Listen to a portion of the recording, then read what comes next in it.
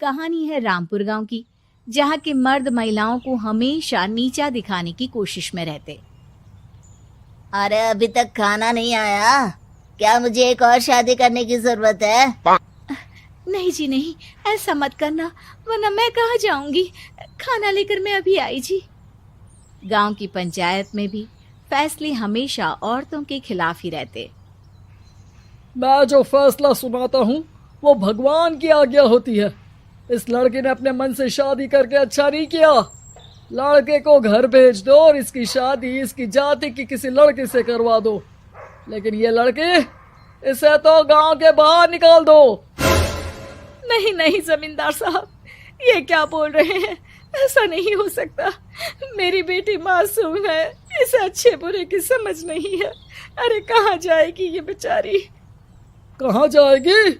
इतनी चिंता है तो पूरे परिवार का गांव निकाला कर देते हैं। बेचारे पूरे बसे बसाए परिवार को गांव छोड़ना पड़ता है। चाहे जो हो, अगर बेटियों को कंट्रोल नहीं कर सकते तो गांव में रहने का कोई मतलब नहीं है। यहाँ औरतों को दब कर रहना होगा। कोई भी अपने हिसाब से कुछ नहीं कर सकता, सब ईश्वर की मर्जी से ही होगा। तभी गांव का एक आदमी दौड़ा दौड़ा आता है। सरपंच साहब, जमींदार साहब, वो कालिया है ना, उसकी बेटी पढ़ने के लिए शहर जा रही है। अच्छा, ये कब हो गया? और कालिया की हिम्मत कैसे हो गई ऐसा करने की? लेकर आओ उसे और उसकी बेटी को। बस फिर क्या था, हाजिर हो जाते हैं कालिया और उसकी बेटी सरपंच के सामने। अरे कालिया, ये क्या सुनने में आ रहा है? बेटी को इंजीनियर बना रहा है तू? और ये बता, गांव में तो स्कूल नहीं है, फिर कहां से इतनी क्लास पास कर गई तेरी बेटी? राधा, जो कि कालिया की बेटी है, उसे लगता है कि सरपंच उसकी तारीफ कर रहे हैं। सरपंच जी, मैंने ऑनलाइन पढ़ाई की है, डिस्टेंस लर्निंग से। सभी में मैंने अच्छे नंबर पाए हैं, जिसे देखते हुए शहर की इंजीनियरिंग कॉलेज में मुझे स्कॉलरशिप मिली है। वाह जी वाह, क्या होती है ये? पहले तो ये बताओ, फिर आगे की बात करते हैं। पूरा गांव राधा की बात सुन रहा था और राधा बोलती जा रही थी। तो ऐसे मैं फ्री में एक अच्छी शिक्षा लेकर गांव में जो कुछ परेशानियां हैं, जैसे बिजली, पानी और इंटरनेट जैसी समस्याओं के लिए काम करूंगी। मैं गांव को शहर से जोड़ने के लिए पुल का निर्माण करवाने का प्रस्ताव रखूंगी। मुझे पूरी उम्मीद है कि जल्द ही हमारा गांव भी तरक्की की राह पर चल पड़ेगा। राधा की बात सुनकर सारे गांव वाले ताली बजाने लगते हैं। सरपंच को समझ नहीं आता कि वो क्या करे। चुप रह नादान लड़की, गांव के खिलाफ जाने के लिए तुझे गांव से बेदखल कर दिया जाएगा, वो भी पूरे परिवार के साथ। और हाँ, अगर ठीक से गांव में रहना चाहती है तो ये पढ़ाई लिखाई छोड़ दे। हम तेरे लिए गांव का कोई होनहार लड़का देखेंगे। तभी गांव का एक आदमी बोल पड़ता है। अरे नहीं नहीं सरपंच जी, राधा बिटिया जो बता रही है, अगर वैसा हो जाए तो हम लोगों को पैसा कमाने के लिए बाहर नहीं जाना पड़ेगा। हाँ जी, और ना ही कोसों दूर पानी के लिए भटकना पड़ेगा। हमारे बच्चे भी अच्छी पढ़ाई कर सकेंगे और आगे बढ़ेंगे, ना कि हमारी तरह खेती करते बैठेंगे। क्यों गांव वालों, राधा बिटिया का साथ देना चाहिए ना। सरपंच देखता है कि गांव राधा के साथ है तो वो चुप हो जाता है। वो घर आकर अपने सलाहकार से बात करता है, जो बहुत ही चालाक किस्म का इंसान होता है। अरे सरपंच साहब, आपको बहुत ही होशियारी से काम लेना पड़ेगा।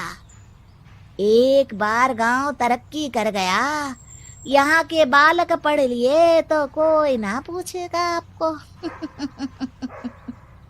और फिर ये जो बेटा और बेटी है ना आपके, इनको भी आम लोगों की तरह ही जीवन जीना होगा। हाँ, लेकिन करे तो क्या करे? वो ना आप मुझ पर छोड़ दीजिए, बस मैं जैसा बोलूं करते जाइए। अगले रोज सुबह जब गांव वाले सोकर उठते हैं तो राधा के घर के बाहर और साथ ही वो लोग जिन्होंने राधा का सपोर्ट किया था, उनके घर के आगे लाल रंग से कल आऊंगी लिखा होता है। कल आऊंगी, यह क्या होता है? अरे यह तो खून से लिखा है, लगता है कोई भूत प्रेत या चुड़ैल का साया है। चलो सरपंच जी के पास चलते हैं। सभी सरपंच के पास जाकर उसे सारी बात बताते हैं। अरे ये तो बड़ी मुश्किल की बात है। चलो मैं एक बाबा को जानता हूँ, उन्हें बुला लेता हूँ। सरपंच बाबा को लेकर गांव के घर के बाहर जाता है। ओहो, तो ये वो चुड़ैल है जो उन लोगों को निशाना बनाते हैं जो गांव को बदलने का सपना देखते हैं। वो गांव को ऐसे ही संपन्न देखना चाहती है, वो नहीं चाहती कि कोई बाहरी यहाँ का कायाकल्प करे। क्या तुम लोगों में से किसी ने गांव को बदलने की सोच रखी है? तभी राधा की माँ रोते रोते आती है। मेरी राधा घर से गायब हो गई है। अरे कोई तो बचाओ, मेरी बच्ची कहाँ गई?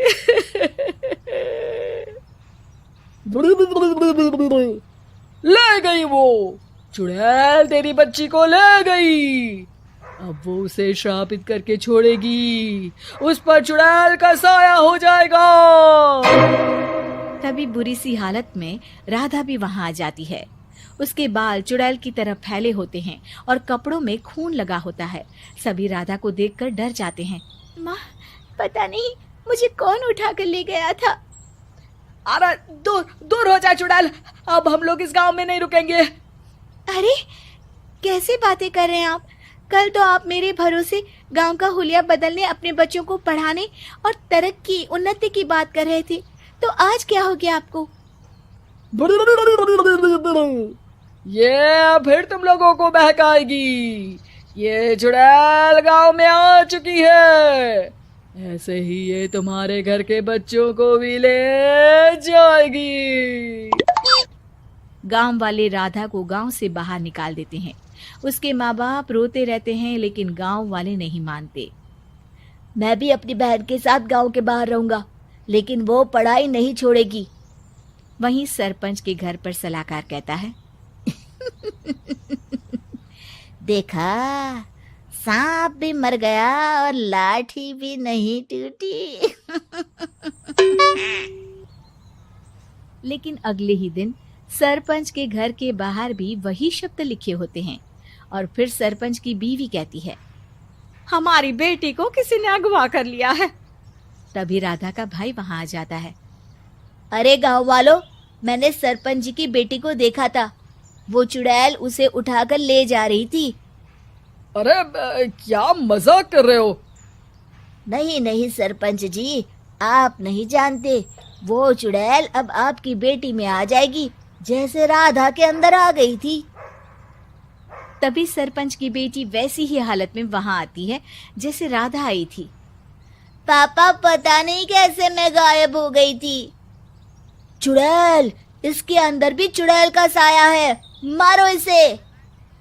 अरे नहीं नहीं, इसे भी राधा के पास गांव के बाहर ही भेज दो। अरे चुप रहो, मेरी बेटी कहीं नहीं जाएगी और चुड़ैल वुड़ैल कुछ नहीं होता है। अरे कैसे बात कर रहे हो सरपंच जी? आप तो बोल रहे थे कि आपका फैसला भगवान का ज्ञान होता है, तो अपने पर बात आई तो अब आप ऐसे बोल रहे हैं। अरे ना ना ना, आपको अपनी बेटी को त्यागना ही होगा। अरे बुलाओ बाबा को। राधा का भाई बाबा को ले आता है, जिसे अब गांव वालों के डर के कारण सच बोलना पड़ता है। मैं कोई बाबा नहीं हूँ, मैं तो मोची था। ये सलाहकार महोदय ने मुझे कहा था एक्टिंग करने को। अब वो मुझे पैसे देने वाले हैं। अब मुझे माफ कर दो। गलती हो गई, मुझे माफ कर दो। तभी वहां राधा आ जाती है। देखा सरपंच जी, जब गांव के बच्चे साक्षर होंगे तो आप जैसे लोगों की चालाकी नहीं चलेगी।